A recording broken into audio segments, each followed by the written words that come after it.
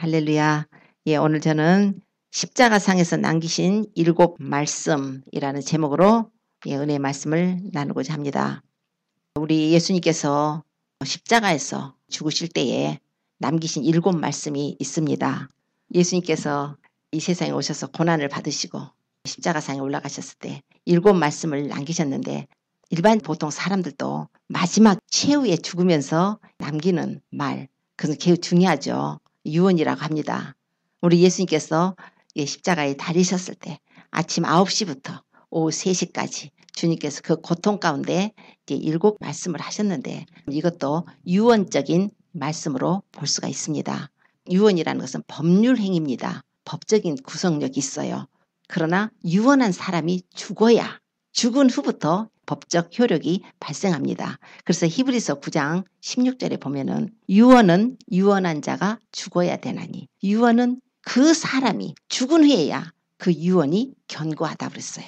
그래서 유언은 그 유언한 자가 살았을 때는 언제든지 효력이 없느니라 이렇게 말씀해요. 이제 유언이라는 말씀을 성경의 말씀을 하고 있습니다.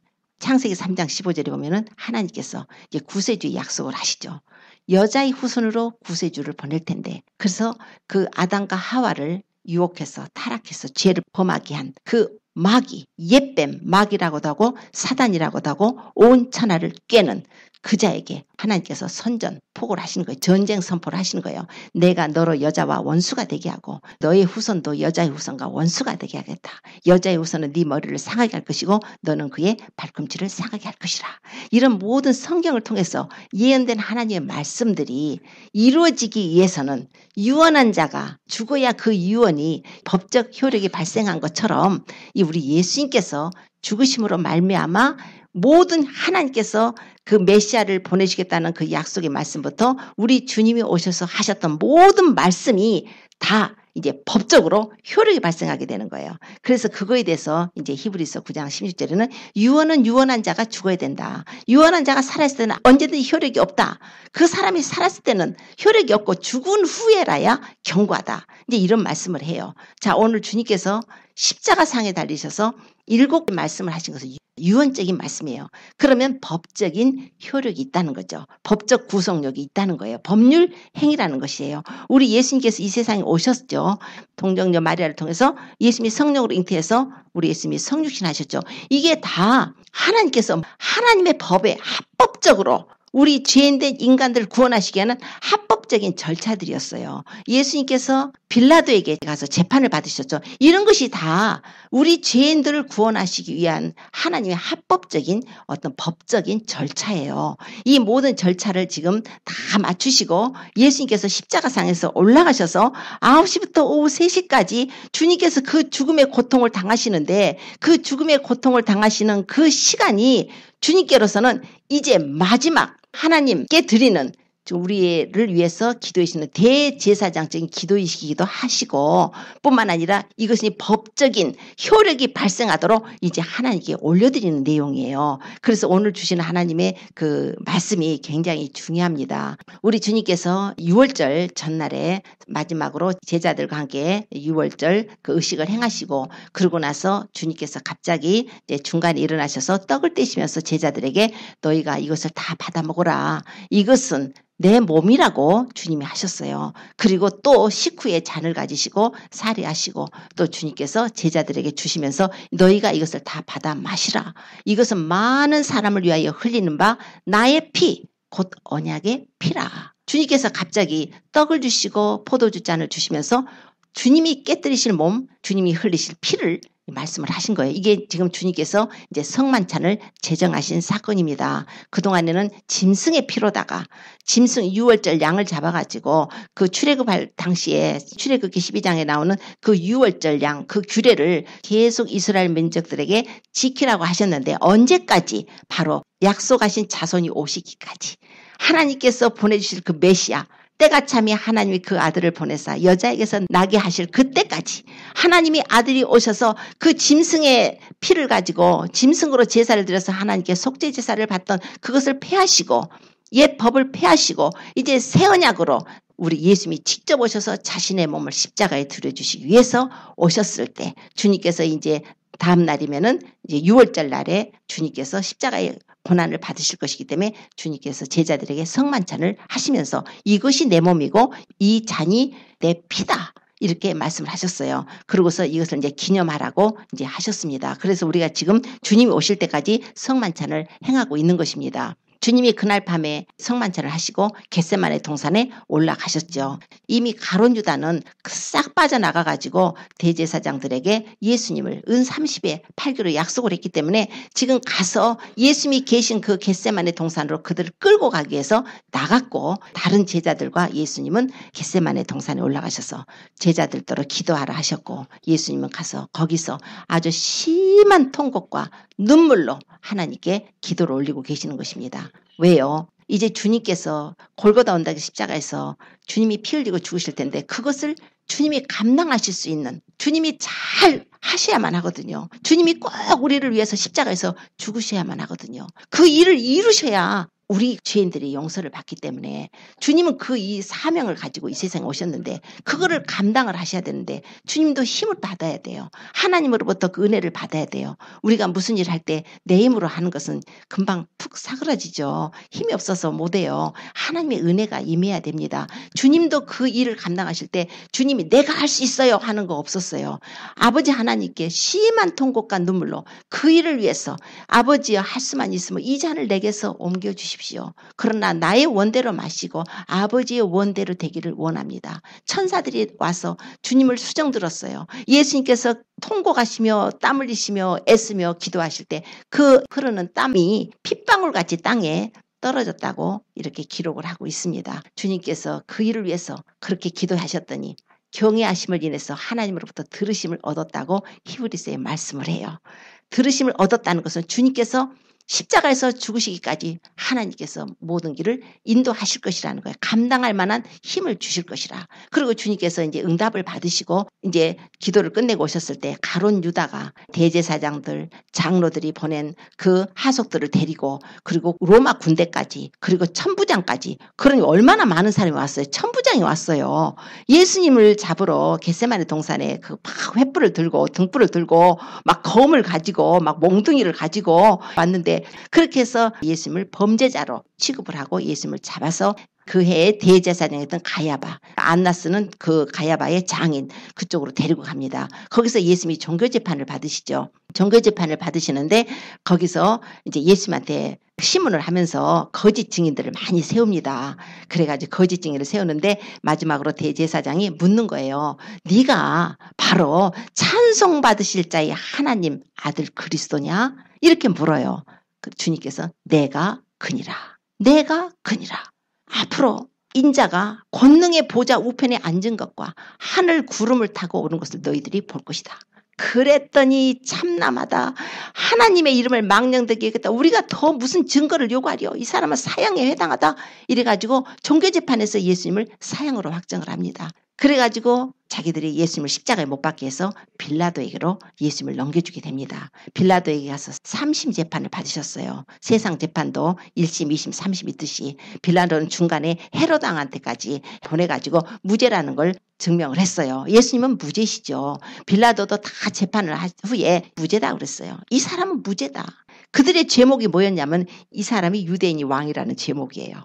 그들이 예수님을 고소한 조건이 이 사람이 바로 이스라엘 왕이라고 했다는 거예요. 유대인의 왕이라고 했다는 거예요. 하나님의 아들이라고 했다는 거예요. 그 소리를 들을 때 더 빌라도는 막 소름이 끼칠 거 아니에요. 무서워서 그 재판을 어떻게든지 자기가 안 맞고 이 사람을 죽이지 않으려고 애를 썼지만 사람의 소리에 못 이겨서 무죄라고 3번씩이나 이렇게 해놓고도 그 사람들이 막 십자가에 못 박으라고 대제사장하고 거기에 속한 사람들이 막 십자가에 못 박아 죽이라고 했을 때 사람의 소리에 못 이겨서 예수님을 십자가에 못 박게 내어줍니다. 그래서 예수님은 이제 합법적으로 예수님께서는 죄가 없지만 바로 우리 인간들의 죄를 담당하실 수가 있게 된 거예요. 그래가지고 이제 예수님이 골고다로 올라가셔야 되는데 그 십자가형을 받은 사람들에게는 2가지가 있어요. 형벌이 있어요. 첫째, 채찍에 맞습니다. 그래서 채찍에 맞는데 그 채찍이 그냥 일반 이런 가죽 채찍이 아니라 여러 갈래로다가 그 갈래가 있고 그 끝에다가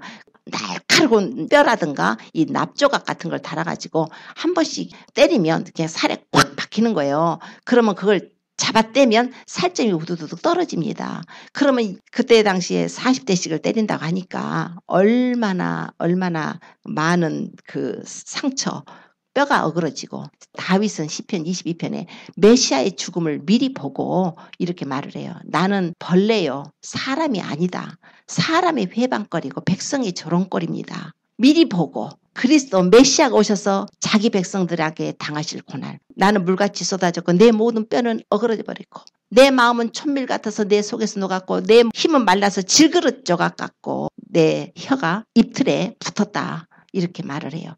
주님의 상황이에요, 이게 지금. 주님께서 이제 그렇게 해서 고난을 받으셨죠.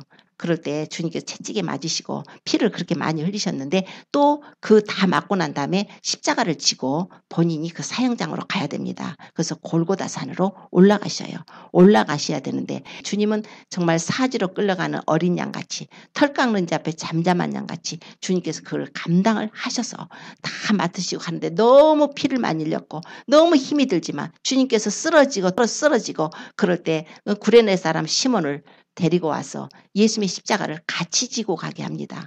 그 모습은 또 우리하고 연상되죠. 주님을 따라가려면 우리도 우리 십자가를 지어야 되지 않습니까? 지금 구레네 사람 시몬이 예수님의 십자가를 뒤에서 이렇게 메고 둘이 같이 골고다 언덕을 올라가게 됩니다. 거기에서 예수님께서 십자가에 못을 박히게 되죠. 못을 박히고 그 제목으로는 유대인의 왕, 나사렛 예수, 유대인의 왕. 그렇게 해서 죄패를 붙였어요. 그러니까 사람들이 아니 자칭 유대인의 왕이라고 쓰라고.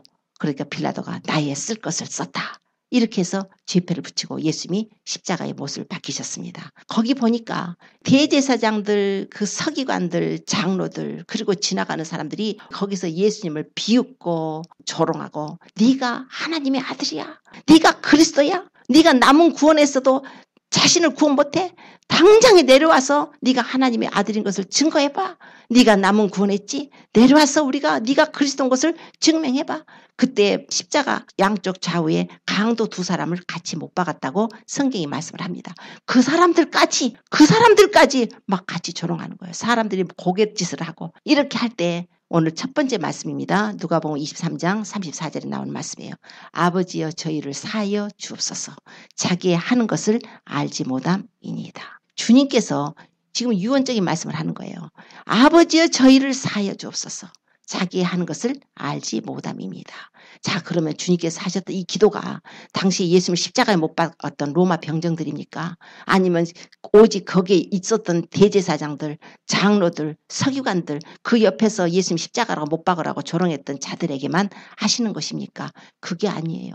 우리 주님께서 대제사장적인 기도예요. 주님께서 아버지여 저희를 사하여 주옵소서. 지금 이 시간이 주님께서 아침 9시부터 오후 3시까지 십자가에 달리는 그 시간에 하나님께서는 그 아들이 지금 제물로다가 자기 자신을 하나님께 합법적으로 드리고 있는 시간이에요. 구약시대에는 짐승을 잡아서 제사를 드렸죠. 짐승을 잡을 때요. 구약에 보면은 죄를 지는 사람이 짐승을 가지고 성막에 가서 잡아 죽여야 돼요. 그 짐승의 피를 흘려서 용서를 받습니다. 그런데 죄를 지었어요. 죄 지은 사람이 양이든지 소든지 염소든지 가지고 가요. 가지고 가면 제사장 있죠, 거기에. 가지고 가서 누가 잡아요, 그거를. 죄 지은 사람이 잡아야 돼요. 죄 지은 사람이. 여기 계신 분들이 지금 오늘 양이나 소나 염소나 가지고 가서 우리 죄를 용서받으려면 우리가 때려잡아야 돼요. 그 흠없는 짐승을 가지고 와서 죽으려고 할 때 죽으려고 그래요, 짐승이. 그럼 미안하다. 짐승아, 양아, 염소야, 소야, 송아지야. 미안해. 네가 나 때문에 죽어야겠다. 내가 도둑질했거든. 내가 하나님께 범죄했거든. 우상 숭배했거든. 간음했거든. 그래서 내가 용서받으려면 네가 죽어야 돼. 근데 그걸 내가 죽여야 돼요. 그래서 그 눈 똑바로 쳐다보고 죽기 싫어서 쳐다보고 있는 그 짐승을 우리가 죽여야 되는 거예요. 그것을. 그래서 그걸 죽인 다음에 그냥 되나요? 피를 흘리면 제사장이 갖고 와서 피를 단에다 뿌리죠. 그런 다음에 뭐 해야 돼요? 우리가 각을 떠야 되는데 껍질을 벗겨야 돼요. 피투성이가 되겠죠.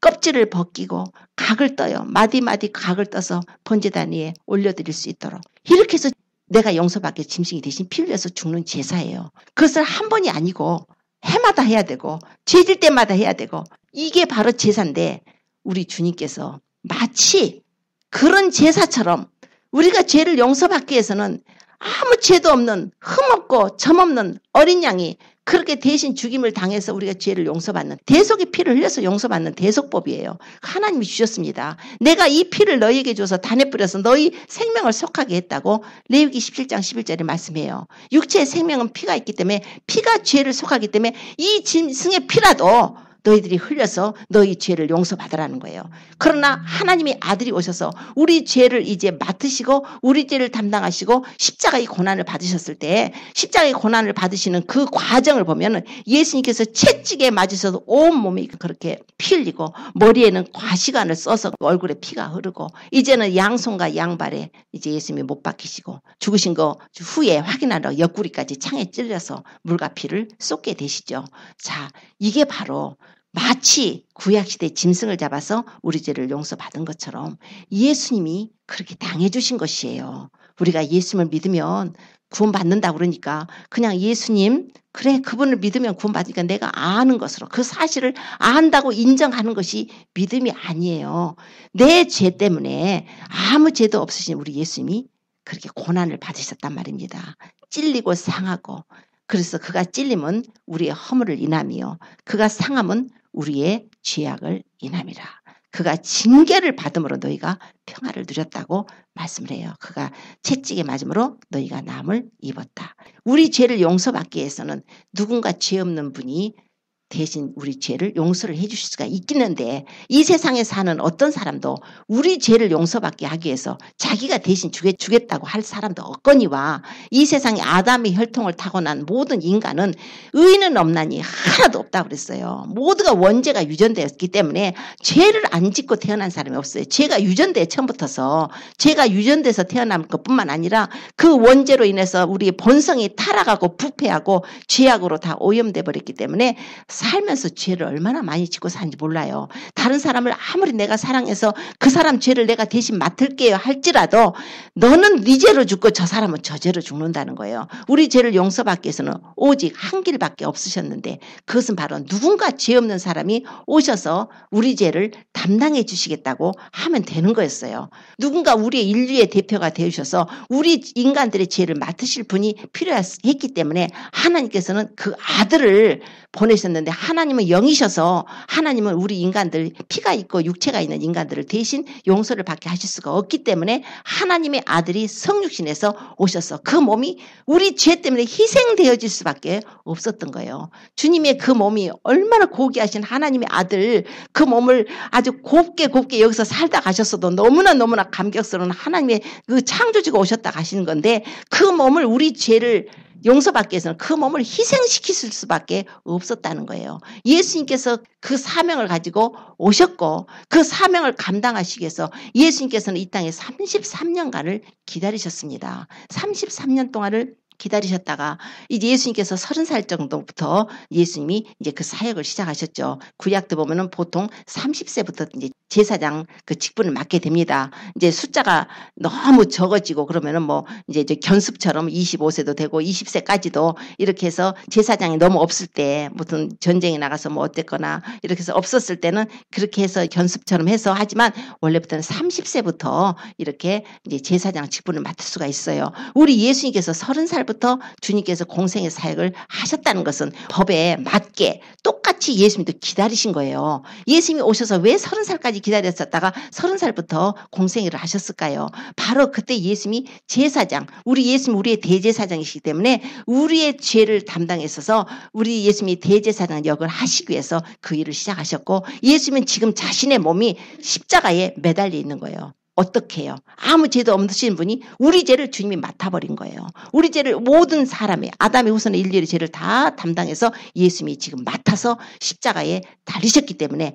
우리 주님의 목표는 뭐였냐면 우리 인간의 죄를 용서받게 하는 거예요. 그래서 자신의 몸을 지금 하나님 앞에 들이시는 순간이에요. 우리 주님은 저 불쌍한 영혼들 알지 못해서 자기를 십자가에 못 박고 조롱하고 네가 하나님의 아들이야?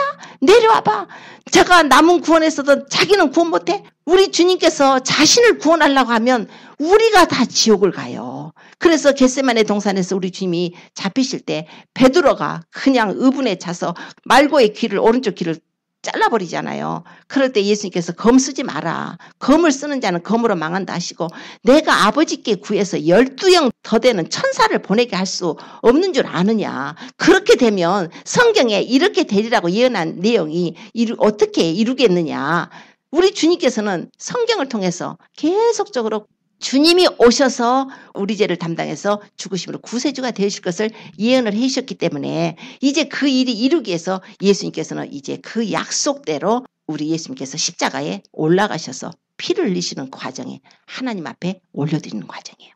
아버지요, 이제 내 몸을 희생제물로 삼아서 하나님 앞에 6월절 어린 양 희생제물로 삼으셔서 이제 세상 죄를 지고 가는 하나님의 어린 양이로다고 세례요한이 세례한 후에 그랬잖아요. 보라 세상 죄를 지고 가는 어린 양이로다. 하나님의 어린 양이로다. 또한 고린도전서 5장 7절에는 우리의 유월절 양 그리스도께서 희생이 되셨느니라 그랬어요. 마치 출애굽 당시에 그 유월절 어린 양을 잡아서 그 바로 애굽 땅을 심판하실 때 장자를 죽이는 심판에서 구원받았듯이 예수 그리스도께서 우리의 유월절 어린 양이 되셔서 우리가 심판받았고 죄로 인해서 우리가 심판받아야 될 그 자리에 예수님께서 달려서 하나님의 어린 양으로 지금 십자가에 달려서 하나님 앞에 드리고 있는 거예요. 속죄제물로 드리고 있는 상태예요. 그래서 주님께서 아버지요, 내 몸을 지금 아버지께 드렸습니다. 저희를 사하여 주옵소서. 자기 하는 것을 알지 못합니다. 모든 인간의 죄를 그분이 맡으시고 이제 하나님께 이제 내가 내 몸을 제물로 드렸으니까 대제사장으로서 우리 주님께서 기도를 올려주시는 거예요. 아버지요, 이제 모든 사람을 사하여 주옵소서. 모든 죄를 내가 담당했습니다. 선언하는 거예요. 물론 그 사람들 위해서도 기도하시는 것이지만 이게 이런 깊은 의미가 있습니다. 주님께서 이 말씀하시는 것을 보고 또 스데반이 자기가 돌 맞아서 순교하면서 자기 영혼을 하나님께 의탁을 하고 이 죄를 저들에게 돌리지 마옵소서 하는 또 기도의 본도 됩니다. 우리 주님께서 우리가 우리에게 지어진 자를 사하여 준 같이 우리 죄를 사하여 주옵시고 그 말씀도 돼요. 그 말씀의 뜻도 됩니다. 우리 주님께서 본을 보이셨죠. 자기를 죽이는 자들에게 아버지요, 저희의 죄를 사하여 주옵소서 이렇게도 하셨어요. 이 말씀의 의미도 있습니다. 그러나 하나님께서 그 아들이 지금 마지막 유언할 그 시간에 주님께서 하시는 그 말씀은 법적인 것이라는 거예요. 법률적인 행위라는 거예요. 확실하게 그 마치 재판정에 걸러가서 자기 자신을 하나님께 드리심으로 이제 내 몸을 드렸으니까 아버지여 저희를 사하여 주옵소서 하는 하나님께 기도드리는 것입니다. 그럴 때 그 두 사람 강도 둘이가 있었는데 강도 둘이요 굉장히 막 같이 욕했다고 돼 있어요. 복음서 보면은 그랬는데 한 강도가 예수님 보니까 아니 이분이 지금 자기를 못 박는 자들을 갖다 놓고 기도를 하시는 거예요. 그러면서 이제 그분에 대한 믿음이 생긴 거예요. 하나님의 은혜가 임한 것입니다. 그래서 한 강도가 은혜를 받아가지고 그 옆에 강도는 지금도 예수님을 욕해요. 네가 그리스도냐? 너와 나 좀 구원해봐. 우리 좀 구원해줘. 네가 그리스도라며 막 조롱하고 있는데 이 사람이 야, 너와 나는 우리의 죄악으로 인해서 이런 형벌을 받는 것이 우리가 보응받는 것이 당연하지만 너는 하나님 두려워하지도 않냐? 이분은 아무 죄도 없어. 이분이 행한 일에는 옳지 않은 것이 없다. 예수여, 당신의 나라에 임할 때 나를 생각하소서. 주님에게 주님의 나라에 임할 때 나를 생각하소서. 예수 그리스도 앞에 자기 죄를 고백한 거예요. 우리는 우리의 죄 때문에 우리가 행한 일에 상당한 보응을 받는 거다. 자기의 죄를 인정하고 그리고서 이분은 그렇지 않다는 거예요. 너는 하나님 두려워하지 않느냐? 이제 하나님을 경외하게 된 거예요. 예수님을 보고 그러고 나서 당신의 나라에 임할 때 예수 그리스도께서 하나님 나라의 왕이신 것을 주인인 것을 하나님의 아들인 것을 고백을 한 거예요. 그런 순간에 주님이 얼마나 기쁘셨겠어요. 지금 피가 막 철철 나고 주님 그 고통 중에 내가 진실로 내가 너에게 이르노니 네가 오늘 나와 같이 나와 함께 낙원에 있으리라. 즉석에서 구원을 받아버린 거예요. 즉석에서 네가 지금 육신은 죽어도 네 영혼은 바로 구원을 받게 되는 하나님 놀라운 구원의 역사를 베푸십니다. 우리 주님은 악인이 죽는 걸 원치 않으시죠. 우리 예수님이 오신 것은 죄인을 구원하러 오셨습니다. 누구든지 십자가의 강도가 표본이에요. 어떤 죄를 졌든지 주님 앞에 회개하고 나오면 주님이 용서해 주시고 구원해 주십니다. 뿐만 아니라 우리 주님은 하늘나라의 왕이셔요. 그분에게만 오직 구원이 있어요. 그분에게만 죄사함의 권세가 있습니다. 천주교 같은 데서는 고해성사에서 죄사함 얻는다고요? 그거 아니죠. 예수님만 있어요. 예수님만이 우리 중보자가 되시고 예수님한테 나가서 우리 죄를 고백해야 되는 거예요. 예수님의 피가 뿌려져야 용서를 받습니다. 그분은 인자가 세상에서 죄를 사하는 권세가 있다고 말씀을 하셨어요. 그래서 예수님이 그 즉석에서 그 사람을 죄를 용서하시고 네가 오늘 나와 함께 낙원에 있으리라. 자, 사람이 죽으면 반드시 낙원 아니면 천국 아니면 지옥으로 갑니다. 중간 없어요. 천주교에서는 연옥이 있다고 그러는데 그거 없습니다. 죽은 자를 위해서 아무리 기도해도 툴레이신 거예요. 이때 살아있을 때 우리가 깨끗하게 회개하고 주님을 믿고 첫째 믿고 회개하고 그분으로부터 깨끗함을 입어서 우리가 천국을 가는 것입니다. 중간 지역 없어요. 그래서 죽자마자 네가 오늘 나와 함께 죽자마자 너는 이제 나와 낙원에 있어. 하나님 앞에 그런 구원의 은혜를 받게 된 것입니다. 우리 예수님만이 우리의 구원자십니다. 그분의 나라에 우리를 데려가십니다. 여기서 낙원이라 했지만 이제 천국도 포함이 되죠. 이제 천국, 낙원 다 천국의 개념입니다. 자, 이렇게 해서 이제 하니까 또 보니까 그런 중에 한 영혼을 구원하시는 그 기쁜 그 한 영혼이 돌아오면 얼마나 천국에서 얼마나 기뻐한다고 그랬어요. 천사들이 막 기뻐한다고 그랬죠. 천국에 가 있는 사람들이 다 기뻐하죠.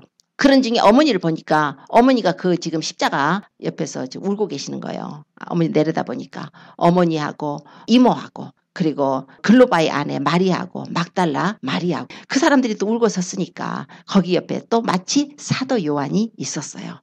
다른 제자들은 멀찌감이 떨어져 있는데 그래도 사도 요한은 참 굉장히 주님을 사랑한 자잖아요. 예수님이 사랑하셨죠. 거기서 있으니까 보소서 아들입니다. 그리고 나서 사도 요한에게 보라 네 어머니라 모자 결혼을 시켜줍니다. 그때로부터 사도 요한은 예수님의 어머니를 모셨답니다. 마리아는 자식이 있어요. 아들이 넷이나 있고 딸들도 있습니다. 야고보, 요셉, 시몬, 유다, 우리 유다서, 야고보서 그 예수님 그 형제들이죠. 동생들이죠. 그래 있어요. 그런데도 그 당시에 보면은 그 형제들이 예수님을 안 믿어서 막 예수님 미쳤다고 막 찾으러 다니고 하지 않았어요. 한 번은 그 형제들이랑 엄마랑 와가지고 형제들이 엄마 빨리 가봐. 형 미쳤어. 우리 가서 막 데리고 와야 돼 하고서는 예수님이 지금 집회하고 계시는데 가니까 사람들이 예수님더러 당신 어머니하고 형제들 왔다고 그렇게 해요. 그랬을 때 예수님께서 누가 내 형제고 누가 내 모친이냐고 말씀해요. 그래서 자기 제자들을 가리키면서 여기 있는 이 사람들이 나의 모친이고 형제고 자매다. 누구든지 하나님의 뜻대로 행하는 자가 나의 모친이고 형제고 자매다. 우리 육신의 이 혈통 관계는 이 세상이면 끝납니다. 혈육 관계, 어머니, 아버지, 형제, 자매 이 세상으로 끝나요. 그러면 어떤 혈연 관계를 주님께서 지금 오늘 말씀하시냐면 하나님의 뜻대로 행하는 자, 예수님을 믿음으로 구원받은 자들이 바로 모친이요, 형제요, 자매요. 이런 그 새로운 그 관계를 말씀하고 계시는 거예요. 그래서 그 믿지 않는 아들들에게 맡기면 어머니 믿음이 뭐가 되겠어요. 마리아가 예수님을 믿어야 구원을 받는 사람인데 죄인인데 마리아도 예수님의 피가 뿌려져야 되는데 아무리 그렇게 그 태를 빌려서 예수님이 태어나셨다 하더라도 그 마리아도 예수님을 믿어야 구원받는 연약한 죄인인데 믿음의 사람들하고 같이 있어야지 믿지 않아갖고 믿지 않고 막 하는 동생들한테 어머니 믿음 다 잃어버리면 구원 못 받으면 어떡해요. 아예 그냥 예수님께서 그 사도한테 맡기시는 거예요. 그래가지고 이제 그 내용이 나오죠. 그런데 그 내용도 있고 또 하나는 어머니한테 예수님께서 여자애라고 부르는 내용이 나와요. 이상하지 않아요? 어머니한테 여자라고 그러는 거예요. 그래서 이제 그걸 갖고 이제 막 억지 또 해석을 하시는 분도 있어요. 여자도 존칭어다. 예수님이 어머니께 여자애라고 하신 것은 이거는 예수님이 바로 그 여자의 후손으로 오셨다는 거. 창세기 3장 15절에 하나님께서 구세주의 약속을 하시면서 여자의 후손은 네 머리를 상하게 할 것이라고 그랬잖아요. 그 뱀에게 하나님께 선전포고하시면서 내가 너로 여자와 원수가 되게 하고 너희 후손과 여자의 후손을 원수가 되게 하겠다. 여자의 후손은 네 머리를 상하게 할 것이고 너는 그의 발꿈치를 상하게 할 것이라. 이제 이런 내용이 나오는데 그것이 바로 구세주의 약속인데 그 여자예요. 여자의 후손이에요. 여자의 후손은 바로 메시아를 말하는데 갈라디아서 4장 4절에 가보면은 때가 참에 그 아들을 하나님이 보내셨는데 여자에게서 나게 하시고 여자에게서 났다는 거예요. 남자의 씨가 아니고 여자에게서 났다는 거예요. 남자 씨로 나면 아담의 원죄가 유전돼 버리니까 예수님이 우리를 구하실 수가 없습니다. 그래서 여자의 후손으로 오셔야 돼요. 그러나 그 아버지는 하나님이십니다. 성령으로 잉태되셨죠. 그래서 예수님은 하나님의 아들이시죠. 그런데 그 여자의 후손이에요. 그래서 그 여자의 후손이라는 것을 알리기 위해서 예수님께서 운명하시는 순간에 여자요 그랬어요. 근데 예수님이 공생애를 시작하시기 딱 전에 갈릴리 가나에서 혼인잔치에 있었는데 혼인잔치에 예수님이 어머니는 일하시고 예수님과 그 제자들이 이제 초청을 받아갔죠. 거기서 중간에 포도주가 떨어졌을 때 어머니가 와서 마리아가 와서 저들에게 포도주가 없다. 그러니까 그때도 예수님이 여자여 이것이 나와 무슨 상관이 있나이까. 아직 내 때가 아직 안 됐습니다. 이르지 못했습니다. 그러잖아요. 거기서 여자라고 그러는 거예요. 그때 마리아는 그래도 기분 나쁘게 생각하지 않고 가서 이분이 예수님께서 뭐라 하시든지 그대로 해라 해갖고 그 두세 통 드는 20갤런 30갤런 되는 그 도랑아리 6에다가 물을 아구까지 채우라니까 채워갖고 연회장한테 갖다 주라니까 갖다 주니까 그게 포도주가 돼가지고 그냥 아주 좋은 포도주라고 신랑을 불러서 막 칭찬을 하고 그런 내용이 나오잖아요. 거기서도 여자라고 그러는 거예요. 여자. 예수님이 공생의 시작을 싹 시작할 때 주님께서는 비밀로 하시지 않았어요. 여자요. 내가 바로 여자의 후손. 창세기 3장에 아담이 범죄한 이후에 하나님이 구세주로 보내신 그분이 바로 예수님이라는 거예요. 여자요. 아직 내 때가 이르지 아니하였나이다. 여자요. 보소서 아들입니다. 바로 이런 의미가 있는 거예요. 그러니까 주님께서 지금 하신 말씀들은 모두가 다 성경의 성취며 지금 하나님 앞에 지금 올려드리면서 법률적으로 이제 여자의 후손 약속하신 모든 것이 이루어지는 것을 지금 말씀을 하고 있는 것입니다. 그러고 나서 해가 12시쯤 되니까 갑자기 해가 빛을 잃게 됩니다. 그래서 하늘이 막 캄캄해요. 오후 3시까지 캄캄하다. 그런데 이제 이걸 그때 그러면은 이거는 요 개기일식이라는 것도 있잖아요. 우리가 지구에서 태양을 보면 달이 딱 그 태양을 막아가지고 그냥 태양이 까맣게 보이는 현상이다. 그런데 이 천문학자들이 연구한 바에 의하면 그때는 그 개기일식 그거는 상태가 아니랍니다. 초자연적인 하나님이 하늘의 이상적인 것을 보이신 거예요. 하나님의 아들이 지금 달려서 십자가에 고난받고 죽어가실 때 하나님께서 하늘조차도 해조차도 빛을 이렇게 만들어버린 초자연적인 현상이 일어난 것입니다. 3시간 동안 캄캄함이 임했다는 거예요. 그러고서 3시간 후에 예수님께서 운명하실 시간이 다 됐을 때에 주님께서 갑자기 소리를 지르셔요. 엘리 엘리 라마 사박다니. 번역하면 나의 하나님 어찌하여 나를 버리셨나이까. 이 내용도 시편 22편에 예언이 되어 있습니다. 주님께서 나의 하나님 어찌하여 나를 버리셨나이까. 하나님이 버려버리셨다는 거예요. 예수님을. 하나님하고 한 번도 자기는 떨어져 있어 본 적이 없다고 제자들에게 아버지가 나와 함께 하시도다. 성령은 물론 기름 부으셔 성령이 와 계시고 항상 예수님은 삼일째 하나님과 활동을 같이 하셨어요. 아버지 하나님과 성령님으로 같이 활동을 하셨는데 아버지가 나와 함께 하시다. 빌리바 네가 나를 이렇게 모르느냐. 나를 본 자는 아버지를 보았거늘. 정말 아버지께서 함께 하셨어요. 그러나 예수님께서 십자가에 달려서 운명하시는 그 순간에 아버지가 버려버렸어요. 아버지라고도 못 불렀어요. 그때는 나의 하나님 아버지인데 예수님은 한 번도 아버지와 분리된 적이 없는데 왜요? 그게 바로 우리가 하나님과 그런 관계였어요. 하나님을 우리는 아버지라고 부를 수 없는 관계예요. 하나님과 원수예요. 죄로 인해서 그렇게 하나님과 분리돼 버리고 저주 가운데 살아가던 우리를 위해서 주님이 그걸 맡아버리신 거예요. 나의 하나님 어찌하여 나를 버리셨나이까. 그러나 아버지 지금 이걸 기억해 주옵소서. 하나님 기억해 주옵소서. 나는 이 인간들이 하나님께 버림받고 지옥의 형벌을 받을 수밖에 없었을 때에 내가 내 몸을 희생제물로 삼아서 이 하나님의 자녀들을 구원하기를 원합니다. 내가 맡아버린.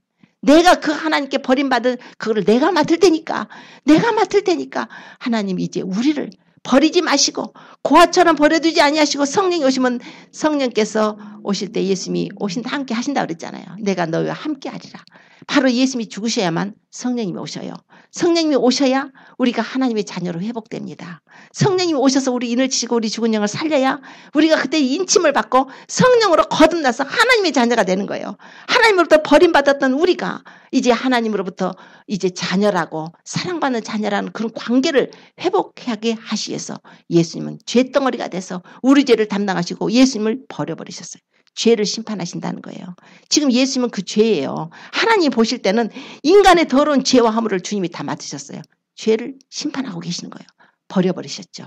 그러고 나서 주님이 뭐라고 그러냐면 내가 목마르다 그래요. 내가 목마르다. 주님이 이제 물론 피를 많이 흘리셨죠. 그 십자가에 달려서 그 6시간 동안 피 다 빼셨으니 얼마나 목이 마르시겠어요. 이제 그러니까 막 이제 군병들이 심포도주를 갖다 입에다 대줘요. 그러나 그 목마름은 주님이 그 고통을 당하면서 아우 내가 아파 죽겠다 이렇게도 한 번 안 하신 분이 자기 육체의 그 목마름이 얼마나 희진했다고 내가 목말라 그러시겠어요. 그 뼈가 뚫리는 고통 속에 주님이 그 참고 그렇게 그 아픔을 담당하시는 분이 목마른 것 같고 나 목말라 그러실 분이 아니에요. 그게 아니죠. 그런 의미가 아니죠. 바로 우리의 목마름을 주님이 담당하신 거예요. 예수님이 십자가에 죽으신 것은 우리의 저주를 맡으신 거예요. 우리의 죄를 맡으신 거예요. 우리가 하나님과 분리되고 하나님 버림받을 수밖에 없었고 우리의 죄를 맡으시고 그걸 다 맡으신 거 우리의 목마름이에요. 우리는 의에 줄이고 목이 말라요. 하나님 앞에 가려면 의를 입어야 가는데 의로워야 가는데 우리는 불의한 자들이에요. 죄 때문에 우리는 하나님 앞에 아무도 갈 수가 없어요. 그래서 우리 주님이 오셔서 그 목마름 죄인들이 용서받아서 하나님을 구하고 하나님 앞에 생명을 얻어서 영원히 저 천국에 살 수 있는 그 목마름을 주님이 맡으셨어요. 내가 목마르다. 이제 우리의 목마름을 주님이 맡으셔서 대표로 내가 목마르다. 우리가 죄로 인해서 죽을 수밖에 없는 그 의의 목마름. 주님 내가 의롭게 되고 싶은데요. 하나님 공의의 하나님 앞에 가서 우리는 심판받을 수밖에 없는데 그 공의의 하나님 앞에 가서 심판을 받지 않을 의로움을 입어야 되는데 그 의로움을 받기 위해서 주님께서 우리의 목마름을 담당하시고 고난을 받으셔서 하나님 내가 목마른 걸 다 맡았습니다. 이제 나의 재물 나의 몸 희생제물로 주님이 하나님이 받으시고 이제 나를 믿는 자들에게는 의로움의 옷을 입혀주세요. 예수님께서 오셔서 공생에 하실 때 누구든지 목마른 자는 내게로 와서 마시라 그랬잖아요. 나를 믿는 자는 성경 이름같이 그 배에 생수의 강이 흘러내라. 이 물을 먹는 자는 다시 목마르려니와 내가 주는 물을 먹는 자는 영원히 목마르지 아니할 것이라. 내가 주는 물은 나의 주는 물은 그 배에서 영생하도록 솟아나는 샘물이 될 것이다. 예수님은 자꾸 목마른 자들 우리 영혼이 목말라요. 죄 때문에 의에 목말라요. 그래서 의에 줄이고 목마른 자는 배부를 거라 하셨잖아요. 하나님께서는 아들을 보내서 우리의 목마름 죄로 인해서 하나님과 단절돼 버리고 죄로 인해서 심판을 받고 의로움은 하나도 없어서 죽으면 바로 심판받아서 지옥불에 던질 수밖에 없는 우리를 위해서 아들을 보내셔서 그 아들을 심판하시고 예수님이 우리의 목마름을 다 담당하시고 이제 주님께서는 우리에게 성령으로 말미암아서 아주 목마르지 않는 샘물을 허락하여 주신 것입니다. 누구든지 내게 오는 자는 결코 줄이지 아니할 것이고 나를 믿는 자는 영원히 목마르지 아니할 거라고 그랬어요. 우리가 예수님을 믿는 자면 우리는 목마른 자가 아니죠. 그러나 우리는 항상 그 갈급함을 더 느껴야 됩니다. 한 번 마셨다고 해서 그냥 내 안에 성령 계시다고 해서 충만받지 못하면 안 돼요. 우리는 날마다 그분의 충만을 은혜를 구해야 됩니다. 날마다 주님과의 관계를 원해야 돼요. 하나님과 사랑의 교제를 회복하고 그분의 은혜를 우리가 받아야 되는 것입니다. 오늘 주님께서 내가 목마르다 하는 그 의미가 바로 이런 그 영적인 의미로서 하나님 앞에 올려드리는 우리의 목마름을 대속하셨고 우리는 이제 예수 그리스도 말미암아 배부름을 받는 만족함을 받는 그런 은혜를 받게 하신 것입니다. 이제 그 다음에 주님께서 이제 그 목마르다 하신 후에 이제 뭐라고 하시냐면 다 이루었다. 다 이루었다. 이제 우리의 목마름까지 해결하셨어요. 우리를 가서 영원한 그 첫 천국에 가서 하나님 나라에서 기업을 얻게 하시고 거기서 생명수를 마시고 살게 하시는 모든 일을 다 이루시고 이제 다 이루었다. 이게 지금 법정에서 하는 거라고 생각을 하면 돼요. 법적인 거라니까요. 하나님 아버지 앞에 이제 내 자신을 다 드려서 이제 주님께서 운명하시기 직전이죠. 다 이루었다. 뭘 다 이루어요? 우리를 죄인들을 죄에서 구원하시기 위해서 하나님이 아들이 오셔서 우리 죄를 담당하시고 십자가에 피 흘려 죽으심으로 그 재물을 하나님이 받으셨으므로 이제 우리가 죄사함을 얻을 수 있는 길을 열어주신 것이에요. 그래서 예수님께서 다 이루었다. 아버지여 나의 영혼을 아버지 손에 부탁하나이다. 이제 주님이 돌아가실 때가 됐으니까 다 이루었다 하시고 자기의 영혼을 아버지께 부탁하는 순간에 이제 그 예루살렘 성전의 휘장이 지성소와 성전 사이에 있는 휘장이 둘로 위에서부터 아래로 쫙 찢어져 버리죠. 그러고 나서 지성소가 보이는 거예요. 그 순간에 막 지진이 일어나고 하늘은 뭐 캄캄하고 지금 지진이 일어나고 막 땅이 움직이더니 무덤이 열렸대요. 무덤이 열려가지고 죽은 자가요 살아났대요. 예수님이 부활하실 때 예수님은 첫 열매가 되셔야 합니다. 예수님은 죽은 자 가운데서 살아 잠자는 자들의 첫 열매예요. 예수님은 항상 첫 번이에요. 우리의 대표예요. 예수님이 딱 살아나셔서 무덤에서 부활하셔서 일어나실 때까지 그들은 무덤에 있었다가 예수님이 부활하신 후에 그들이 예루살렘 거룩한 성에 들어갔다는 거예요. 성경에 그렇게 기록이 돼 있어요. 성경에 부활한 자가 있다는 것입니다. 그러나 그 성경에 기록되기를 예수님이 먼저 부활하셨고 이제 그 사람들이 누군지는 모르지만 아무튼 성경에는 이런 기록이 있어요. 이게 바로 우리 예수님 그리스도로 말미암아서 예수님께서 다 이루신 사역으로 우리 또한 예수님을 믿음으로 부활한다는 이제 표적이죠. 예표죠. 예수님이 우리를 데리러 오실 때 재림하실 때 예수님께서 우리를 데려오실 때 그때 성도의 부활 사건이 이제 일어나는 것입니다. 그 내용까지 예수님이 다 이루었다. 예수님께서 성육신 하셔서 성령으로 잉태돼서 여자의 몸에 태어나셨어야 되죠. 33년간 이 땅에 살으셔야 됐죠. 3년 동안 공생의 사역을 하시면서 이 땅에 천국 복음을 전하시고 가난한 자들의 복음을 전하시고 여러 가지로 죽은 자를 살리시고 병든 자를 고치시고 귀신들을 내쫓고 예수님께서 사역을 하셨어요. 예수님께서 바로 하나님의 아들인 것을 증거를 하셨습니다. 그리고 이제 때가 차서 하나님의 때에 그 6월절 날에 6월절 어린 양이 되셔야 된다는 그 성경의 예언을 이루시기 위해서 그 6월절 양이 되셔서 예수님께서는 금요일날 6월절에 예수님 십자가에 올라가셔서 그분은 자신을 하나님께 드리시고 주님께서 자기 몸을 완전히 물과 피를 다 쏟으시고 죽으시고 장사되시고 무덤에 들어가셨다가 이제 3일 만에 부활하시게 되는 것입니다. 예수님이 죽으셨죠. 그랬더니 하나님이 다 예배해 놓은 자들 아리마대 사람 요셉과 니고데모 통해서 그냥 예수님이 장사 치르게 하셨죠. 그러고 나서 3일 만에 부활하시 성령의 역사로 부활이 일어났죠. 주님께서 또 승천하셔서 하나님 보좌에 우편에 앉으셨죠. 이거는 하나님의 역사를 하시고 성령을 보내셔서 지금까지 2000년 동안 하나님의 은혜로 예수 그리스도의 그 보혈의 은혜로 말미암아서 이렇게 예수 그리스도를 믿는 자들에게 영원한 생명이 주어지고 있는 것이에요. 예수님을 믿는 자들에게 구원을 받고 죄사함을 얻고 하나님의 자녀가 되고 이런 놀라운 이런 역사가 일어나게 된 거예요. 그것을 다 이루셨어요. 예수님이 오셔서 해야 될 가장 큰 파트는 예수님은 십자가에 죽으시기까지만 하면 돼요. 그것을 이루시기 위해서 그분은 그 사역을 위해서 그렇게 겟세마네 동산에 가서 통곡하시며 아버지요. 정말 이 힘을 주옵소서. 내가 그 일을 감당할 수 있도록 해 주시옵소서. 우리 믿음 생활이 그렇습니다.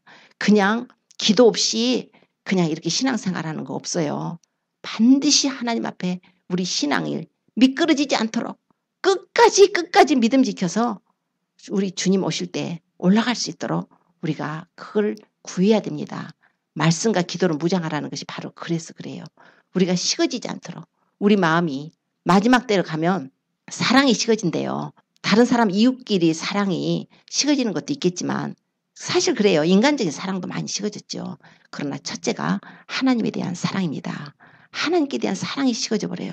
그래서 에베소 교회 같이 처음 사랑을 버린 교회들이 많아진다는 거예요. 처음 사랑을 버렸다는 것은 교회라니까 나는 아니겠지. 우리가 하나님의 교회 공동체입니다. 예수님의 핏부림을 받은 자들. 우리가 하나님의 사랑을 잃어버리지 않도록. 그분이 십자가에서 죽으신 것은 우리 예수님 찔리시고 상한 거 우리 허물이고 우리 죄악이라고 말씀해요. 내 죄가 그분을 찔른 것입니다. 내 죄가 그분을 상하게 한 것입니다. 우리는 그 사실을 이제 안다면 우리가 이제 더 주님을 사랑할 수밖에 없죠. 주님이 우리를 사랑하셔서 자신 목숨을 내주셨으니까 우리는 사랑에 교류를 해야 되는 것입니다. 그래서 하나님을 사랑하라는 거예요. 그 사랑을 받은 자가 이웃을 사랑할 수가 있는 것입니다. 우리는 하나님 사랑 없이 이웃 사랑은 변덕스러운 사랑이에요. 그건 온전한 사랑이라고 할 수가 없습니다. 먼저 하나님을 사랑을 받아야 그 사랑이 우리 안에 들어와야 다른 사람의 영혼을 사랑하고 그러고 나서 육적인 것도 우리가 사랑을 할 수가 있는 것입니다. 영혼 사랑 없이 물질로만 육적인 것으로만 하는 것은 진짜 사랑이 아니죠. 그러나 그 영혼을 사랑한다는 것은 진짜 사랑인 거예요. 그들의 영혼을 주께로 인도한다는 건. 왜냐하면 하나님이 그 아들을 보내서 우리를 사랑하셔서 우리 영혼을 구하시려고 십자가의 고난을 받게 하셨으므로 우리는 그 사랑을 받은 자로서 마땅히 우리도 그분을 사랑하고 이제 다른 영혼들도 사랑을 해야 됩니다. 이제 마지막 때가 되었으므로 우리는 정말 하루하루를 주님 언제 오시려나 그런 마음을 살아야 됩니다. 손양한 목사님이 그런 고통 속에서 그렇게 자신을 믿음을 그렇게 순전하게 지키고 할 수 있었던 건 항상 구름만 떠도 주님 오실라나 그런 자세로 살았다는 거예요. 언제나 주님 오실라나 그 순교하시기까지. 그러므로 우리는 이제 우리가 하나님과의 사랑을 회복해야 됩니다. 그래서 말로만 사랑하는 것이 아니라 주님을 사랑하십시오. 주님을 사랑한다는 것을 십자가로 다시 와서 처음 사랑을 회복하십시오. 옛날에 몇십 년 전에 한번 은혜 받았던 거 지금 그 약효 없어요. 오늘 현재가 중요합니다. 주님이 오셨을 때 나의 현 상태가 중요합니다. 날마다 날마다 기도하시고 날마다 날마다 주님과 사랑의 교제를 회복하시고 말씀으로 교통하시고 이제 또 다른 사람 주변에 있는 분들도 용서를 하시고 용서해야 됩니다. 그리고 화목해야 됩니다. 그리고 죄에서 떠나서 내가 거룩하니 너희도 거룩하라 하셨으므로 우리는 거룩한 삶을 살고 하나님의 말씀을 받으면 반드시 순종해야 됩니다. 그 말씀대로 살려고 하고 말씀에 비춰봐서 내가 못 살면 회개하고 그렇게 살아갈 수 있도록 은혜를 구하는 것입니다. 예수님도 은혜를 구하셨잖아요. 심한 통곡과 눈물로 간구와 소원을 올렸다고 히브리서 5장에 말씀을 해요. 예수님이시라도 아버지 하나님께 심한 통곡과 눈물로 간구했고 소원을 올렸대요. 우리는 뭐 그거는 말할 거 없지 않습니까? 우리 연약한 우리가 주의 은혜로 사는 우리가 그래서 더 이제 우리도 주님 앞에 우리 자신을 돌아보고 더 이제 믿음으로 무장해서 주님 오실 때 나팔소리 날 때 우리가 그리스도 신부로 무장해서 모두 그분의 나팔소리 듣고 공중에 올라가서 주님과 함께 그 영원한 축복에 들어가는 축복을 받으시기를 예수님을 축원합니다. 기도드리겠습니다.